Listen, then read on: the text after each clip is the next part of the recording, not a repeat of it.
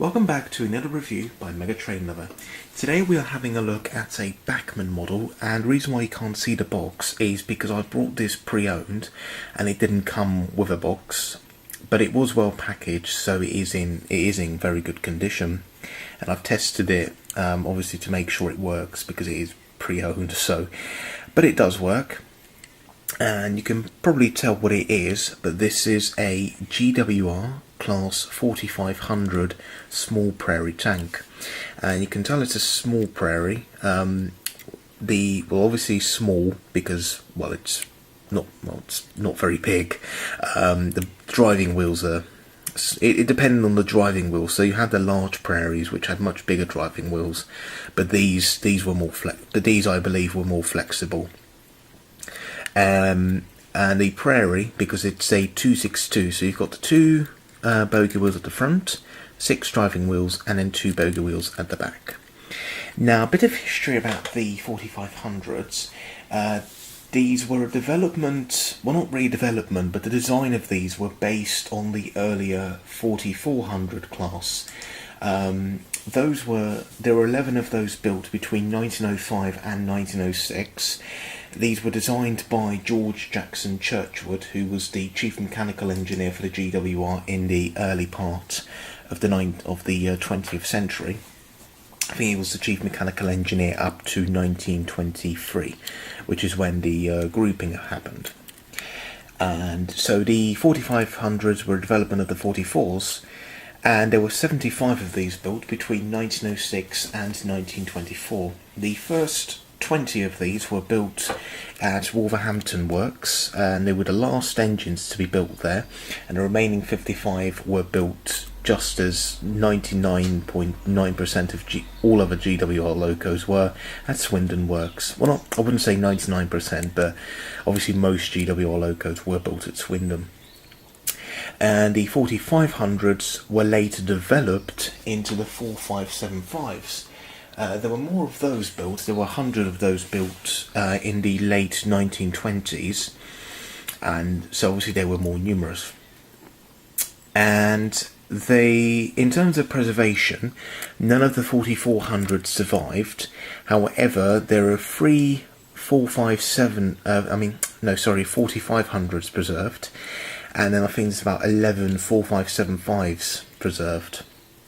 So fairly numerous. The 4575s weren't too different. There were slight modifications over these, but nothing too major.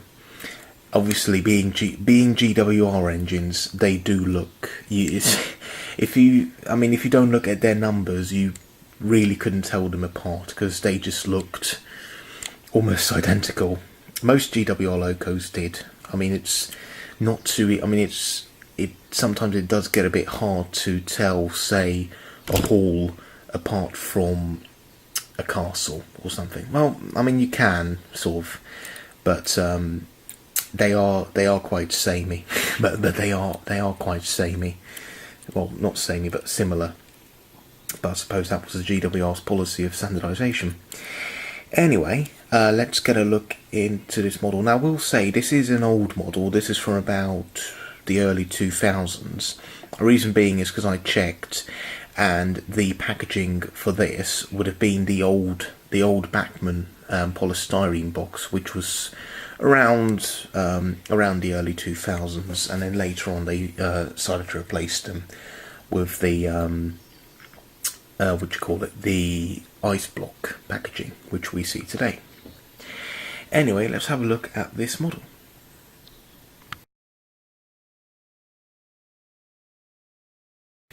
Wow. Well, what can I say?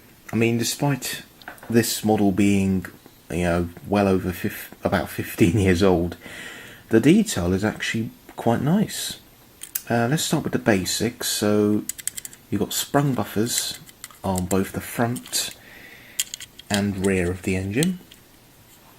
I love the wheels. You've got the characteristic GWR valve gear. Obviously this engine has wall shard. They had wall shards valve gear, but they were inside. inside ball shafts valve gear, which was fairly unique to the G. I'm not too sure if it was unique to the GWR, but yeah, maybe not. However, that valve gear typically GWR.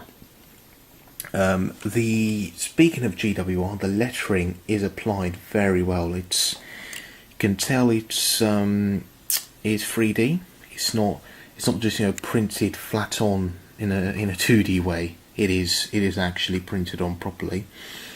The number as well is clearly legible, and the number is also visible on the front buffer beam, as it was on older GWR locos. Well, at least in GWR livery. In BR days, they obviously put them just above the smokebox start. Speaking of the smokebox starts, the top one is separately fitted. Oh, not even focusing. The top smokebox start is separately fitted. The other one isn't. That is moulded on, but that's okay. You do get a step just beneath the smoke box.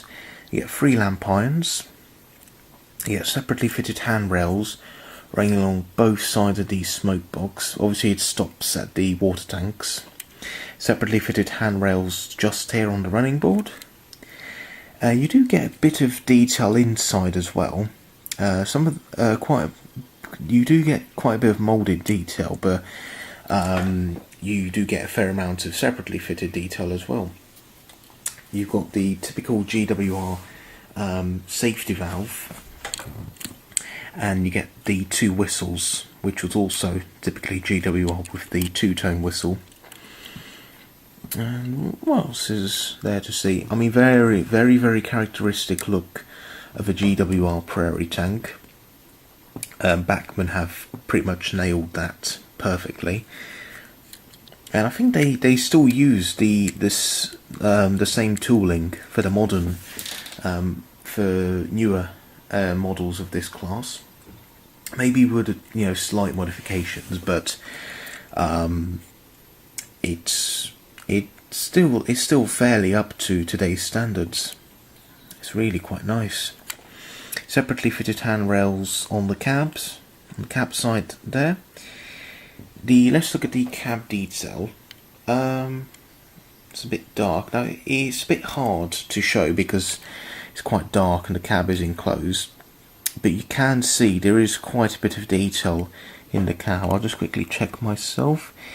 Yep, so the detail is not painted, but it is there. So you've got you can clearly see the reverser sticking out. But in the middle you can also see other things such as the regulator and some of the gauges as well. Oh, there you go, there's a bit of light. Yep, you can see the regulator. And just on the other side you can see the handbrake as well.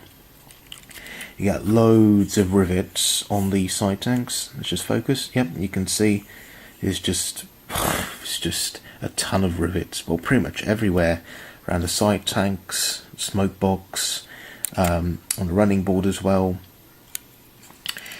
If we look on the back, you can see you've got lamp irons there as well, and also separately fitted handrails and the brake pipe, which was already fitted. I think it came in a detail pack in a model, but I'm not entirely sure. You get the not sandbox, but the actual sand pipes, which obviously go to the wheels.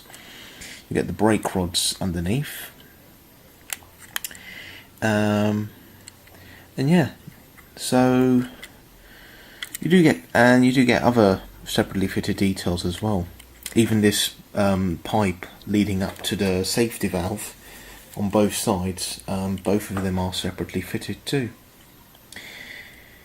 So yeah, all in all, despite this being a fairly old model, it's really well detailed. It does, manage to capture the look and character of a small prairie quite well.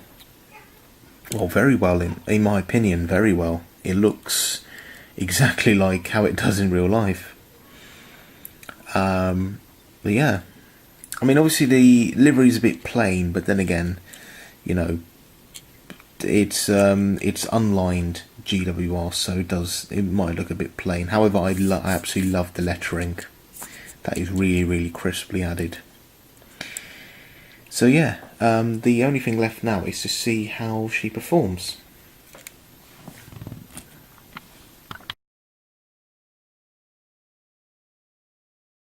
Here we have the Bachmann GWR 4500 on the track, and as you can see, she does look quite nice.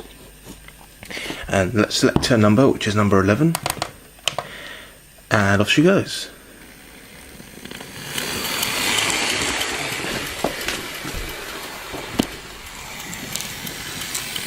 Well, considering how old she is, she does run quite nicely.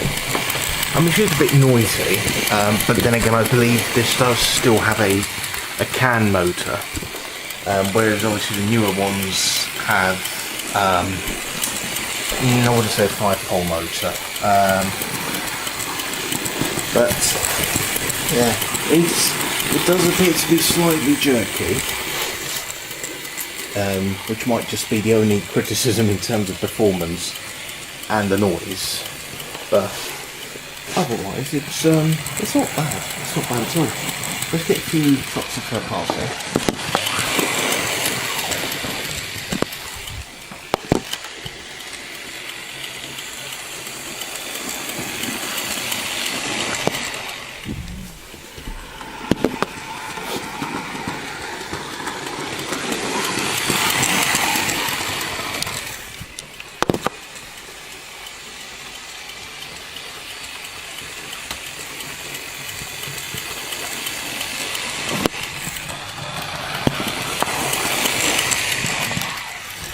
So yeah, all in all, she's running quite well.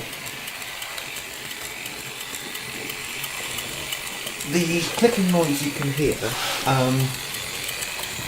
coming from the valve here, but I don't mind that at all because GWR locos, they all seem to make a sort of clicking noise anyway, so that doesn't detract from the overall running.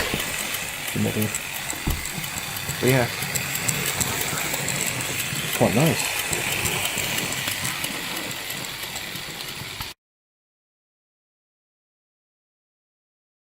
So just to conclude this review, I do recommend her.